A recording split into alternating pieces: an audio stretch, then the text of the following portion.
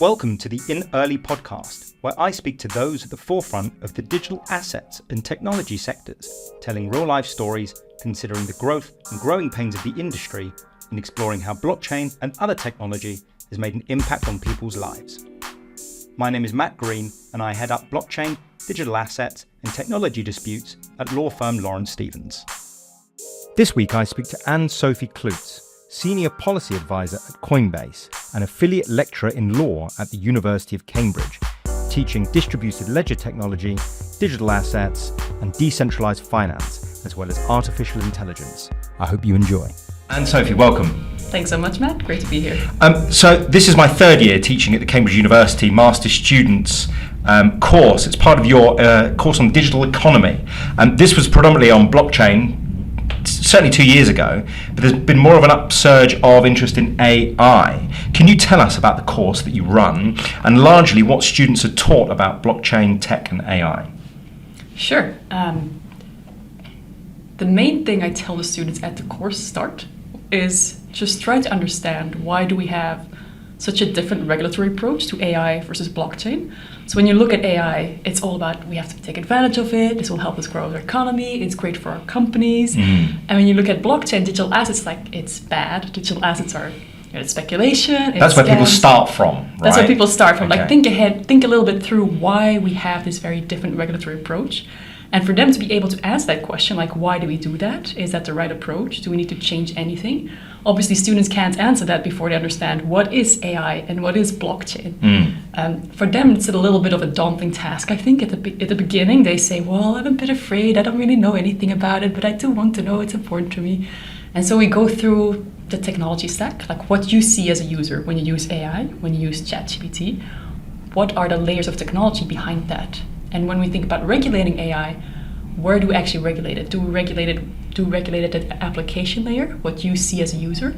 Or how deep do we go regulating things that you may not see as a user, but things that affect how you as a user interact with the technology? And the same with blockchain. You have maybe a Coinbase account or a self-hosted wallet. That's what you see. But there are so many different things, the layers behind it, technology behind it that you may not see.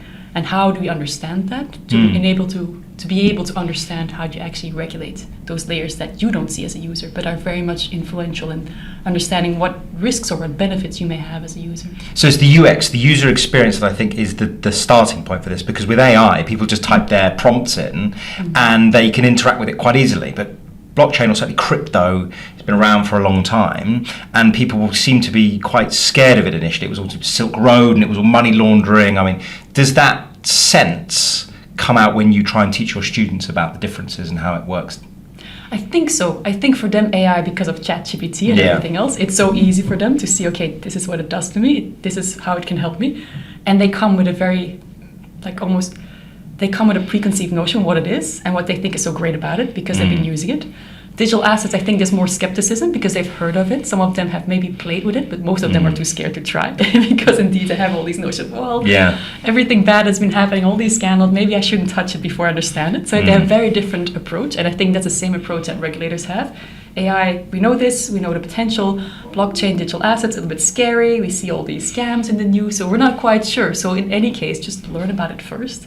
And once you learn how it works, what you can do with it, then maybe you see how you can regulate it. But it's really important, I think, not just to look at, oh, it's scary and the risk, but like, what does it promise? What are the benefits? And I remember seeing it was all to do with your digital economy class. It's interesting that AI has now come up in that sense. Is it still got that focus on sort of finance and digital economy, or is it sort of widened now, your class?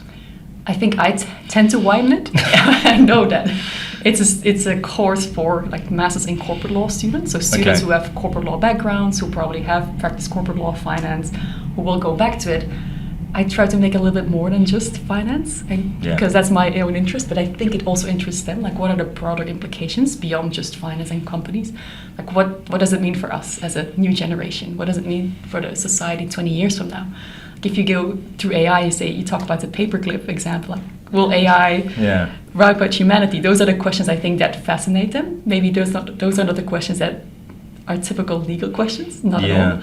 But I think they're interested in more than just the legal or corporate or finance questions. So there is always and I'll be honest, one party. When I speak at Cambridge or other universities or whatever, there's always one student, because I talk about, as you know, scams and how to trace money along blockchains. There's always one student who's always really a little bit too interested in whether things can be followed accurately or well enough on a blockchain. So do you get a sense sometimes that people are interested in that sort of thing more than the regulatory side? I mean, do you have a sense that people want to know things for maybe getting around the law or getting around issues? I mean, how do you manage that? I think luckily, sorry. I think luckily for the law students that we haven't seen many of those. I think the worst questions we've had were like, which tokens can I buy? Yeah, which ones are more they want some financial advice. It's financial advice, not financial advice. I told them that's not the course where you come ask me for which tokens to buy.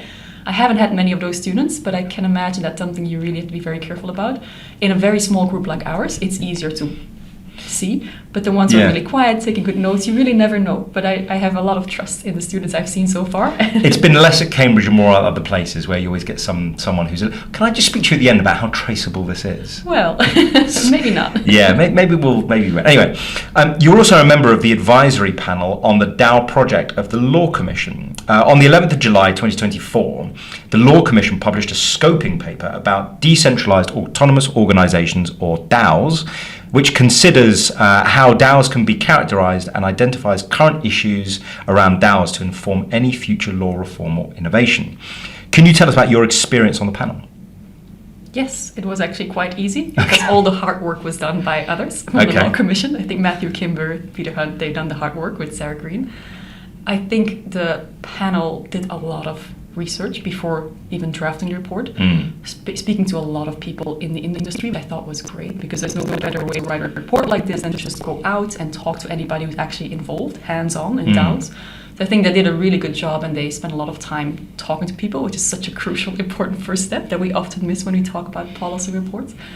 And then when they did all of that, they had this panel, this like the board of advisors with a couple of people from various backgrounds, just to do some checks. What about this? What about that? And we had a couple of discussions. I think most of the work at that point was already done, and there were maybe some things that were changed, but I felt like our role was quite limited because already so much work had been done.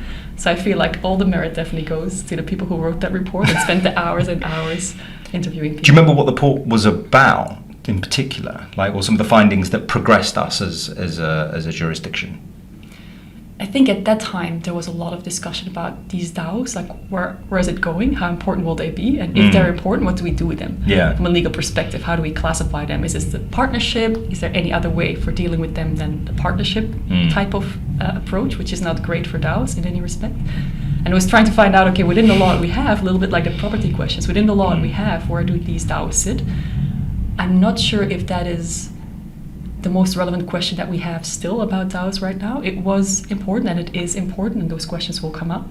I do feel like as lawyers, we tend to go for, okay, we have something that we already have. We have limited liability entities, we have partnerships. Something new comes along, DAOs come along.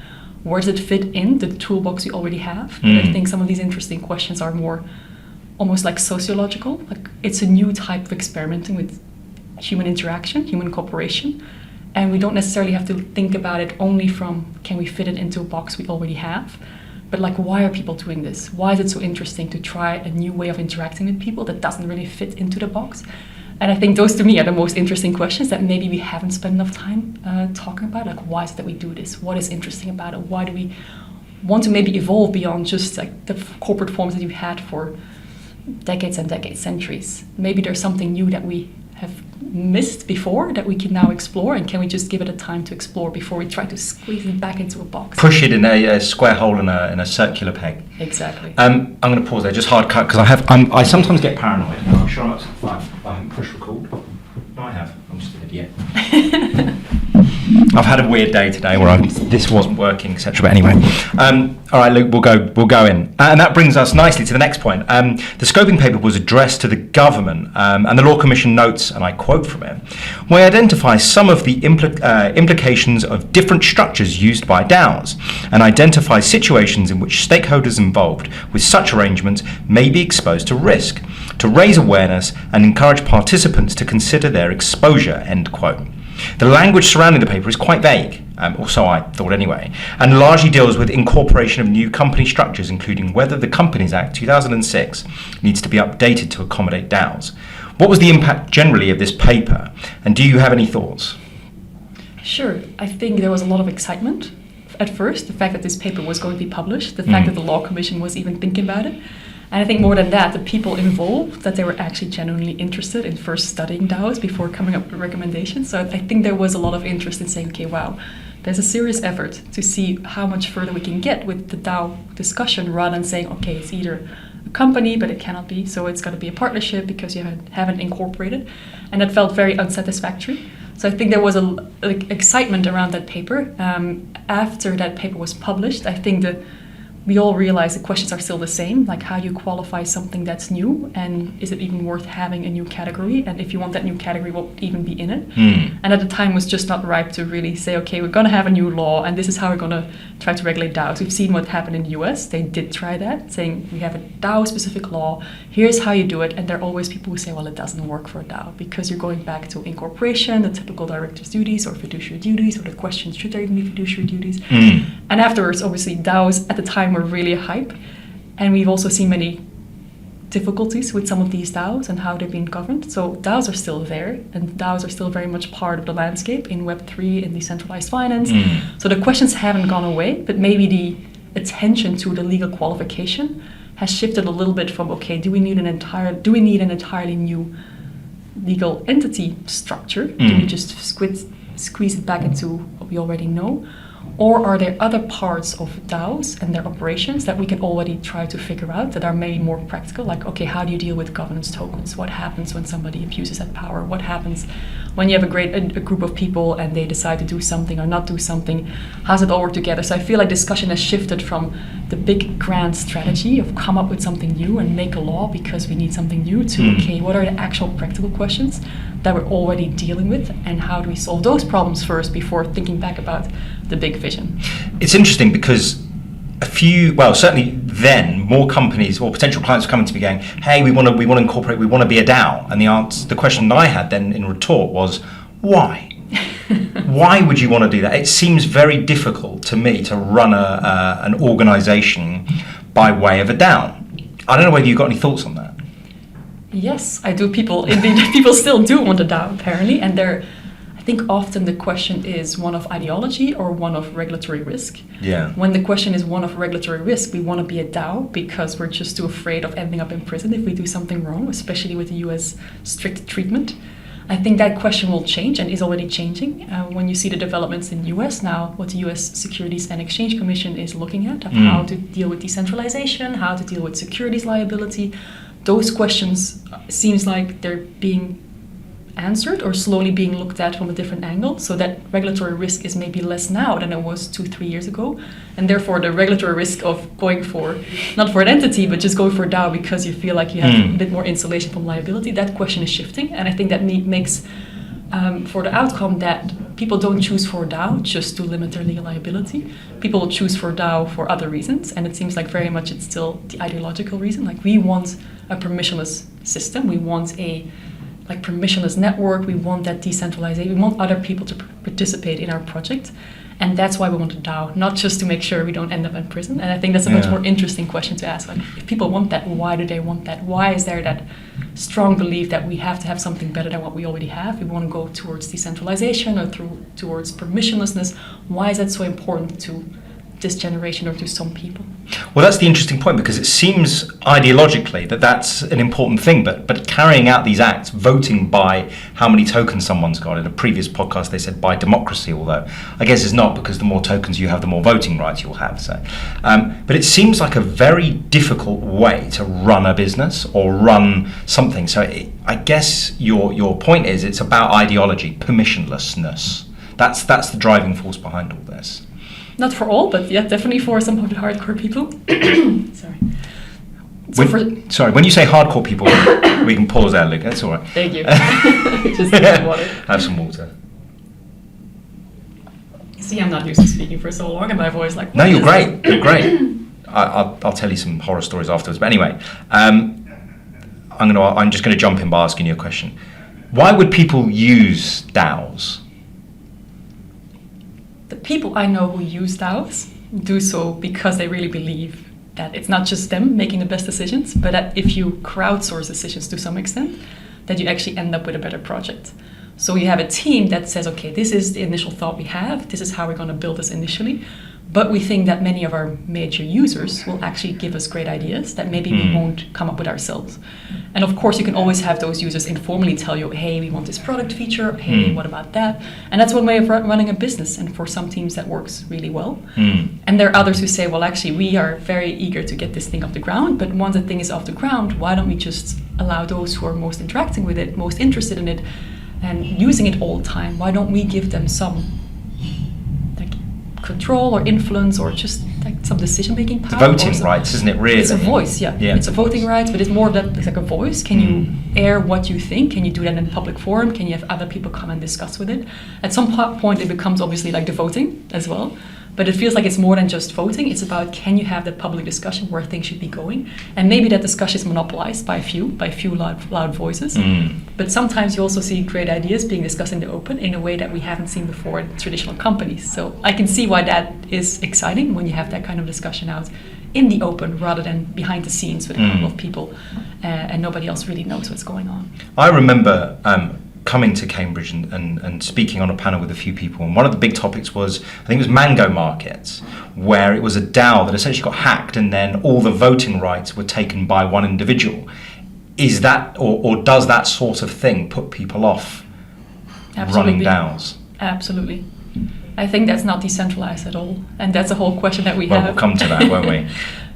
I suppose it's about permissionless versus decentralized, but we'll come to that. Anyway, I want to talk more about you. You were the chair. Are you still the chair of the DLT Working Group? Or no, you were? No, my colleague is. I've got the right tense then. Okay, so you were also the chair of the DLT Working Group at the UK Crypto Business Council, the UK CBC, quite difficult to say, run by Simon Jennings, also prepared a letter to the Prime Minister's Special Advisor on Business and Innovation, essentially asking for, amongst other things, incentives, proactivity, and a, quote, industry government regulator engagement forum, quote, end quote. I was also a signatory to this letter representing Tech UK, which was really cool. So on the back of that, two questions really. The first is, what is your view of UK policy? Is it bold enough when there's a sense that all the stakeholders are leaving this jurisdiction, they're flocking abroad? Do you have a sense that we're doing something right or wrong? Does your academic background give you a different perspective? Do you have any broad views on that? And I'll come to the second question afterwards. Sure. The simple answer is no, we're not bold enough. I think we were trying to get there, like the previous government and the situation in the US and the situation in Europe or in the EU. The UK was trying to find its spot, and things like just the clarification, or where does staking sit? What is non-custodial staking? Can you like scope it out from collective investments? Things like that, I think, were really great initiatives. It may not seem a big thing to people who are not into it, but that was really like, give some clarity where other jurisdictions are not giving it. And that was a great way, I think, to say, okay, we're taking the lead in clarifying some of these issues that really shouldn't be so controversial, but that were causing a lot of headaches for many startups, for many companies. Now the UK is struggling more, I think, not just because all the attention seems to have shifted to AI. I understand it, but at the same time, it's a bit of a shame because blockchain, crypto assets, still a big thing. Still, it could be still a big driver of growth in the UK. And also because the US is changing so much, the US SEC and everything that's happening with digital assets in the US, you can no longer say as UK, hey, come to us. We don't give you the legal uncertainty that the US has, and we don't give you the heavy-handed framework that the EU does. Come to us and we'll give you something really nice. Now the UK has to reposition itself, and I don't think we really know where we're going. I don't think we're not taking many bold steps to say, okay, this is our vision, this is how we're going to make it happen. And by the way, this is what the US does, this is what the EU does, but come to us because what we give is unique. Come to us for X, whatever reason that is. It's just got to be something, and we're sort of in this nebulous zone where nothing's really happening, and we were making progress, and it's been several years and nothing's really happened. So I'm glad that you agree as well. I agree fully. And second, your role in the DLT Working Group. What did you do? What did you look to achieve, and what were the results? The first question, what did I do? I was there on behalf of Summer.fi, which is where I previously worked, a DeFi front-end company in the UK. And then the purpose was to make sure that not all the discussions about digital assets were just about the things that big crypto exchanges want and the big established companies want, but there was some room for the non-financial or non-centralized entities. So the purpose there of that working group was DLT/DeFi. It was trying to find out everything that it's not a traditional like crypto exchange or another centralized crypto intermediary. Is there a room to discuss that? And what would those companies, those startups need from the UK to be able to thrive here? So the vision for that working group was, can we think about Web3 in general, not just the financial use cases, but other things that UK can think about? What about gaming, like decentralized gaming, Web3 gaming? What about social networks? What about anything else that's not finance and not traditional like centralized intermediaries? Is there room for that? And that was really important, I think, for some of us to make sure that discussion wouldn't be crowded out. That it's not just about what does a big crypto intermediary need, but what do all the other startups do, like Aztec with privacy, or like Web3 gaming, or again, so many other things that can be done with blockchain, making sure that that's also something that policymakers are aware of, that they think about, because otherwise you start making regulations that are just tailored to certain parts of the crypto industry, and that can actually undermine what other parts of the crypto industry can do. Because now if you start having regulations that assume everything is financial, everything is centralized, then you think, well, wait a minute, that's actually undermining, maybe inadvertently, but it's still undermining some of the potential innovation in the non-financial aspects of it. Well, I agree, and we had a Tech UK meet the other day where we were discussing what our modus operandi was going to be. And one of the key things there was a recognition that most other working groups, bodies, lobby groups, whatever they may be, essentially we're all talking shops for, I think someone said this in the group, whinging about the FCA and about how traditional finance was sort of getting involved in this. Actually, you're right. Instead of it just being about finance, it's about sort of Web3 and gaming. There's so many other things we can be doing, getting blockchain tech involved with government contracts for procurement, and I don't know, everyone talks about how we may be able to revolutionise the NHS in that respect. And I understand that there are apparently good stories and bad stories, but it just seems like there's not been a good go at this. And I think that's sort of what's been the letdown. I don't know whether you have any thoughts on that. Yeah, I agree. I think the approach has been like defensive. As you said, there's some crypto company, I think it goes back all the way to the beginning, 2018, 2019, with the mantra of blockchain, not Bitcoin, and that the regulators were getting defensive about the crypto assets, the Bitcoin, but we're always interested in the blockchain technology, but to be used in a permissioned environment. If you use blockchain, but you use it as a traditional financial infrastructure company, then maybe it's fine. But if you're a digital assets company and we don't really know what you're doing it in a permissionless network environment that we don't understand, then we don't want you to do that. And so it became a little bit of a heads-on collision course. Yeah. And we have never really gone over that, I think. We're still a little bit in, here are the good guys, here are the bad guys, we're going to regulate you, no, you shouldn't regulate us. And that means that we never had the other discussion, like what can this do to the UK economy or elsewhere? And if we want that outcome, though, what do we need to do right now to make that happen? And we have to get over this collision course discussion. And I fully agree with you that sometimes these discussions have been very much like, oh, we don't like what the regulator does because for our business it doesn't work. And the regulator the other way, like we don't like what you're doing, so we're going to regulate it a little bit more financial promotion rules, whatever it is. But like, can we take a step back and just look at it's not always about your problem. Let's zoom out and figure out what a broad strategy is that suits everybody. I'm going to turn to something more a little bit abstract, something you alluded to earlier. More abstract, absolutely. The word decentralisation. My view of this is that there can't be such a thing as true decentralisation on the basis that there has to be somebody either who's created some piece of software and put it out into the ether, or it continues to need software updates and therefore a human being needs to be involved. Do you think that there can be such a thing as true decentralisation? Depending on how you define it? Well, let's hear, what's your definition? I think, to be honest, I'm stepping away from even talk about decentralization because then we have these endless discussions. What is decentralized? There's always a human involved. So you can say, okay, somebody always creates a code. Well, maybe at some point it will be agentic AI does the code, deploys it to the blockchain, who knows? But for now, it's still humans. Yes. Making code, somebody deploys it to the blockchain. Once on the blockchain, you can't change the code itself, but the code itself obviously can have options to change certain parameters that are built in from the start. And there are some protocols or some smart contracts that are put on the blockchain, and the decision is typically for regulatory reasons, nobody can ever change it again. We've seen some examples of those where nobody can change a smart contract. There's no option to change parameters or anything.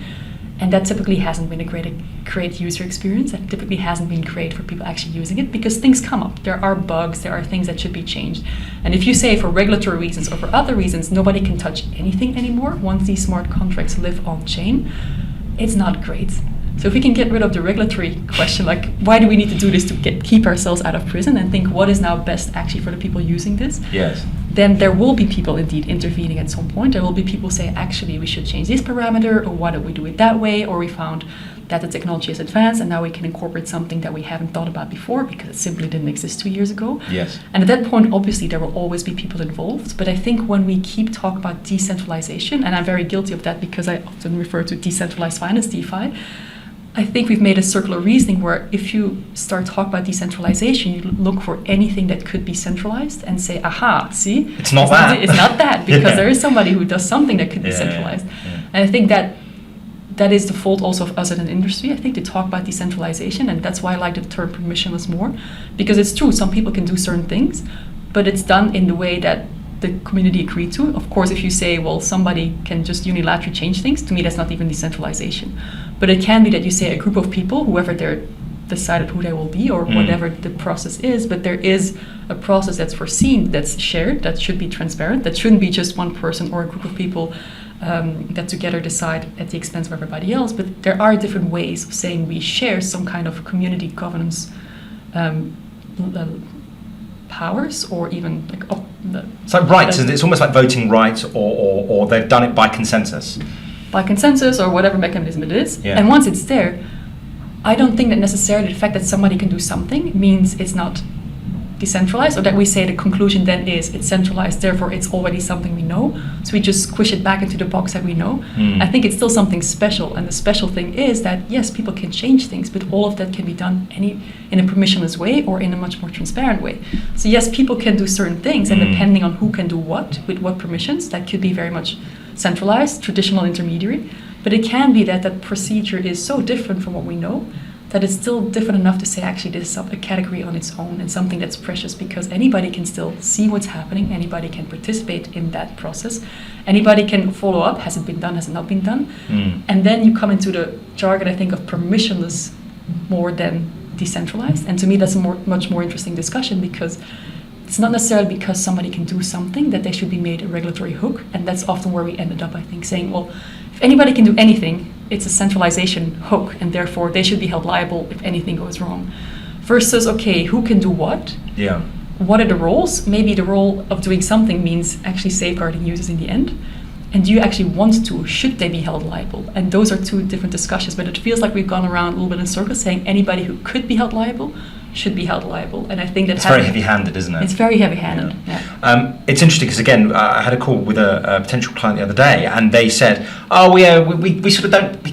We're not involved in the regulatory space. We don't need to worry about it because we're decentralized." Okay, well, in what respect do you think that you're decentralized? Well, I mean, we are decentralized, and we got a note from a lawyer saying we're decentralized, and then we're sort of doing client onboarding, and they're like, "Oh, we're in Germany." So, well, I've got a registered company in Germany, or I think it was Finland, or wherever it may be. And you just think, okay, well, just because you think you're decentralized, therefore you avoid some sort of regulatory hook. It seems to me that the only reason people want to be decentralized is to avoid regulatory hooks, to be pinned down by some jurisdiction. But I don't know, it's just this word that seems to be thrown around. My sense is permissionless is a better word, because it's sort of, if we do something by consensus, then it'll automatically be put into practice. And I think that's what generally, sort of, if we boil it down, that's what people were intending to do when all this started. Exactly. I think, like with any new technology, we deviate a little bit from what was originally intended. Yeah. But there is something still very valuable. I hope we don't regulate it to death, but I also hope that, like the example you just gave of, we call ourselves decentralized because it suits us, or because we like the term. No, that doesn't work like that. Yeah. That was exactly, which is very shocking. And then a law firm had said, yeah, they're decentralized, and you read it and you're like, what has gone on? Anyway, let's not get bogged down in that. So moving on slightly, you are a senior policy advisor at Coinbase. Can you tell us a little bit about that role and the type of work that you do? Sure. I'm part of the global regulatory policy team at Coinbase. I have to think about it myself. I always forget my own title here. But it's like an internal think tank, which is how one of my colleagues described it. And I think it's a good description. Is within the company, there's some of these questions, regulatory questions, that transcend boundaries. Many jurisdictions have the same questions, whether it's about staking or custody or decentralized finance or Web3 non-financial infrastructure. And those questions are the ones that our team try to think through for the whole world. Like going to our local team saying, okay, these are the things we've been thinking about. This is our company position. This is what we think is the right way of looking at that question. And then we share that thinking with our local teams who can then talk to local policymakers. I see. So it's a little bit about trying to identify some of the problems that the globe is having and then seeking to find a uniform manner that could be rolled out via Coinbase in all the jurisdictions, and then having the local jurisdictions input to decide whether those policies can be implemented. Is it a bit like that? Exactly. Okay. Yes, because the questions are the same. Like decentralized finance, which is my topic of interest. What is, like all the questions you just asked, what is decentralization? What if somebody's actually doing something? How do we think about that?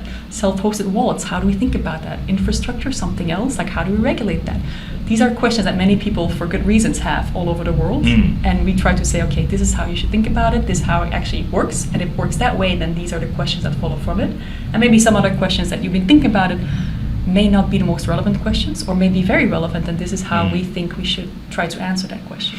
And how successful is this? Because it seems as though this would be such an obvious role for lots of large crypto exchanges to want to tackle. What does, as you say, staking mean, and what does that mean in each jurisdiction? But again, our sense of things is that certainly in England, these questions aren't being answered. So I wonder whether this is something that should be driven by industry a little bit more, and therefore makes you quite an important person. Well, the first question, yes. It doesn't make me an important person. But I think definitely we as an industry, we have to do a lot of work. And I think some companies are better at it than others. Yeah. Just try to explain things, because you cannot ask from people who have so many other things on their plate that they understand everything in an industry that moves so quickly. As you and I know, moves so quickly. What you knew 6 months ago is no longer how things work now.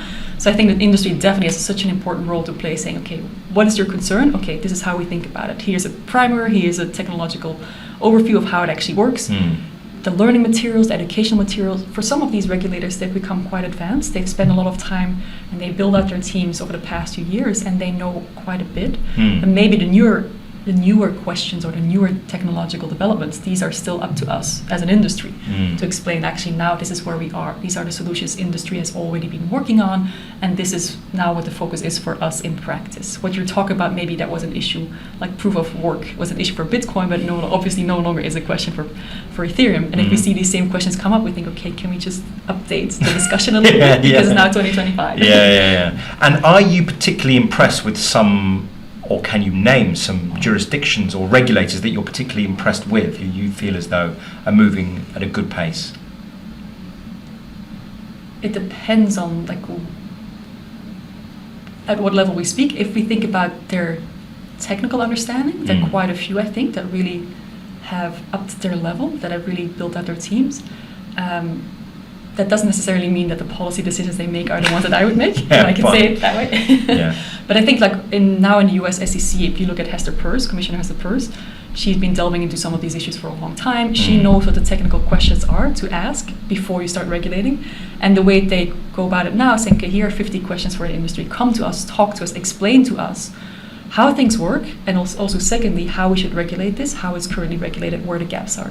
And I think that's really inspiring to see finally that we're having these discussions at a genuine level.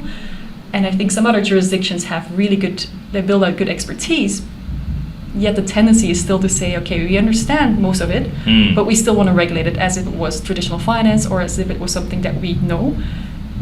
It's not necessarily, there's a good understanding of the technical parts, but it doesn't necessarily mean that we can come to a bigger vision where we say, okay, where do you want this industry to be 5 years from now, 10 years from now? There are not many regulators, I think, who think about that, about when it comes to digital assets, as compared to AI, where everybody has their everybody's already excited. And again, it may be that UX stuff, that user experience interface, people are more familiar with it and therefore feel like they can have a better voice. Whilst with certain crypto assets, it can be, from an outsider, a bit scary. So maybe that level of familiarity means that everybody sort of is the shiny new thing for the magpie. Absolutely. And in terms of some of the challenges that Coinbase are facing in terms of what you do, I mean, are there any obvious things that you're working on, challenges, interesting things at Coinbase that is worth talking about? I think that when it comes to the challenges are everywhere. Everywhere. Well, they're getting better. I think the technical understanding of regulators was a challenge for a long time. Yeah. And as we just discussed, it has moved on. So there's a technical understanding now that's much better. It doesn't necessarily mean that the right conclusions are drawn. And I think this continued insistence on the mindset of is still very much like most of it is bad. AI is good, but blockchain, digital assets are bad. And if we want blockchain, we want to have it in the context of traditional financial institutions, and that's where we can control it. And I think that's really a missed opportunity. That's why I'm excited about some of the things we see in the US, about a more refined thinking. When it comes to us as a company, I think the challenge is to, first of all, to make sure that we don't get stuck in either technical lack of understanding, which is not the problem for the major jurisdictions anymore, but may still be the problem of smaller jurisdictions who don't necessarily have the teams to follow up on the latest in Web3 and DeFi. It's just not on the play. And I think the next thing we have is, okay, make sure we understand the difference between decentralized, permissionless, and centralized, that it's not all lumped together. And the third thing is also something we discussed before, is making sure that you understand that this technology is broad spectrum. It can go across industries. It's not just about finance. So let's not just regulate it as finance, and then we put in some rules that actually make it impossible to use it for gaming. As you said, yeah. So I was looking on the website. I had a review of Coinbase's international policy tab before this podcast, and there is a response to the Financial Stability Board's global regulatory framework for crypto asset activities, designed, so its website says, to, and I quote, promote the comprehensiveness and international consistency of regulatory and supervisory approaches, end quote. Coinbase notes in its response, and I thought this was interesting, it is, to quote, disappointed, though, that the FSB is limiting the scope of the review such that the learnings of jurisdictions and experience of industry will not be used to consider adjustments for the framework itself, end quote. It largely criticizes the framework's lack of contemporary wording like tokenization, which doesn't apparently feature at all.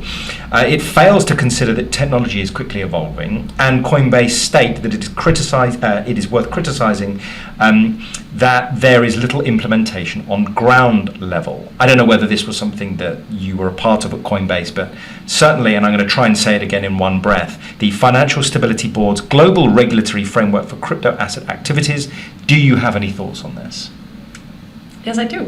Let's hear it. And I think most of these supranational bodies, they felt like they had to issue some guidance. 2018, 2019, people were learning. 2020, 2021, 2022, FTX, Terra Luna crash. Everybody said, we need to do something. We need to come up with guidance. And we're still a little bit in the reactive mode, saying what happened there. And all these reports mentioned Terra Luna, FTX, obviously, for good reasons. Quite rightly. Yeah, exactly. It doesn't mean that that's the only thing that there is. It's like saying, well, in the banking industry, we had only the financial crash, or we only had the LIBOR scandal, but that's all there is about it. There's always more to it than just those scandals. And luckily, touch wood, we won't have many more of those, and we've learned our lesson. There are always things obviously these risks exist, and these things have to be dealt with. We didn't have a good answer to many of these questions as an industry, and we should. It's about time. But these reports came out, and they were written at the time when the industry was at a different stage, I think. And some of these questions and these risks are definitely there, and some of these things have moved on.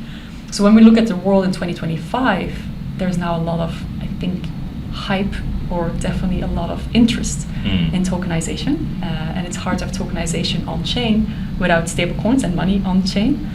And that tokenization aspect that just wasn't there 2-3 years ago, which means the interaction between the crypto industry and the traditional financial industry just wasn't there 2-3 years ago. So there is an interest from established players to say we want to get in. We're just waiting for the regulatory green light, but we want to get in one way or another. Right. And that's a whole different world. We knew that world would come, and many of us in the industry have believed for a long time that it's not just like crypto was not just a fad. It wasn't just something that would come and go, but that would morph into something that is much more prevalent than it was a couple of years ago. I think the risk of these reports was they were products of their time. They were reacting to what was existing at the time, or maybe the year before those reports were actually published, because it takes a while for those things to get published and to get reviewed. the risk, I think, of having those reports on the books is not necessarily for the big jurisdictions who have their big teams and looking at these things and coming up with their own things, like ESMA in the ESMA and the European Banking Authority, who just came up with their own report about what about MiCA 2.0, what are the lessons we learned about MiCA. But I think the risk of those reports is that it's still a benchmark for those jurisdictions who do not have the teams to look into these things in depth, and they will just copy or they will look at, for inspiration, at those reports from various international standards, whether it's Basel, whether it's FSB, whether it's IOSCO, whether it's OECD. And if these reports reflect a reality that existed a couple of years ago, but not what we have now, or maybe not even, in my view, sometimes accurately reflect what we had at the time, then the risk of having that still out as a benchmark to me is high, because you have all these other jurisdictions say, well, maybe we should be doing something. And what can we grab to? We can grab for what's there from these international bodies. Let's take that as a standard point. So my sense of things is that your response to this policy is exactly in line with Coinbase's, that of disappointment. I was disappointed when I read those reports years ago, and I'm still a little bit disappointed. I think, again, it was trying to squish something new into something we knew. Yeah. And thinking about the risks more than the benefits. Even though the benefits were always touched upon, it felt like the focus was, maybe because that's their mandate, but the focus was always on the risks. And I always felt like, long before I worked for Coinbase, like it's a bit of a disappointment that we think about, for example, DeFi, only think about who should we hold liable.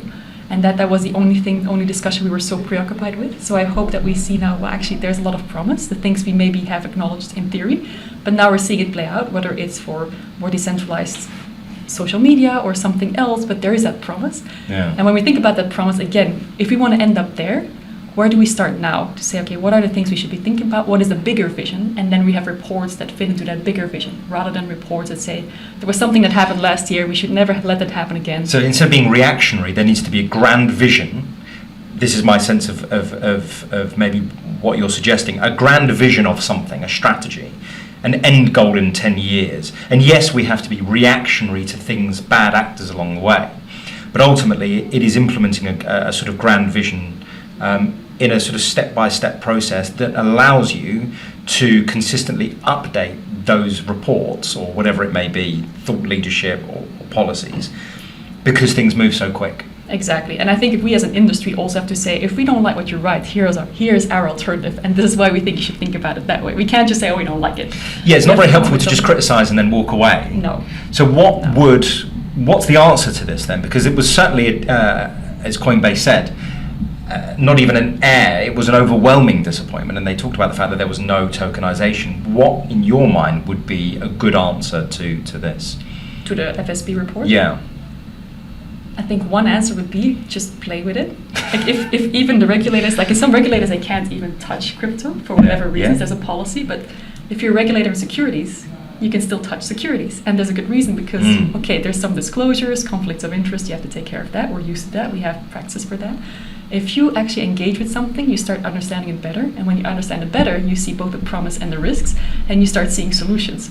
And I think that's one thing that I would hope all the people who touch on crypto actually just try it, see what works, what doesn't work. Maybe it's going to be a horrible experience, but try to find out what is it that makes other people so excited. And if you think about regulating or giving guidance, can it be from a point of view of what are the things we could make possible, like tokenization?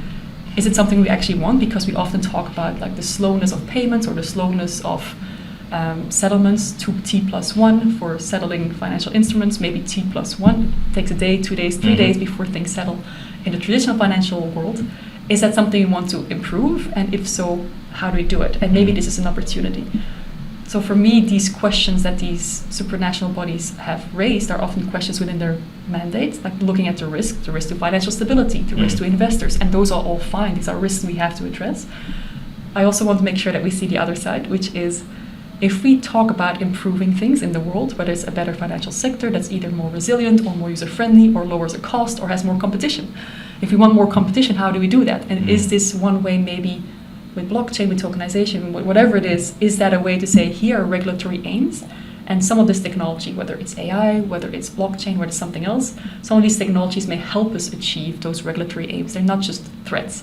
And I would like to see that a little bit more, like if we have the aim of investor protection, user protection, lower cost, more financial inclusion, faster settlement, whatever it is, or just more competition, that you don't have the big ones monopolizing everything, and it's hard for incumbents it's hard for startups to come in.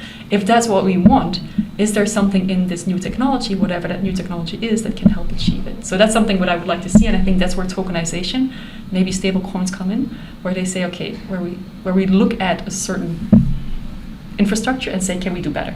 Maybe we can't. Maybe this is the best we have. But at least be more malleable. That's the point, exactly. Right? Okay. Thank you very much for coming down. Thank you for having me. Perfect. Great to be here.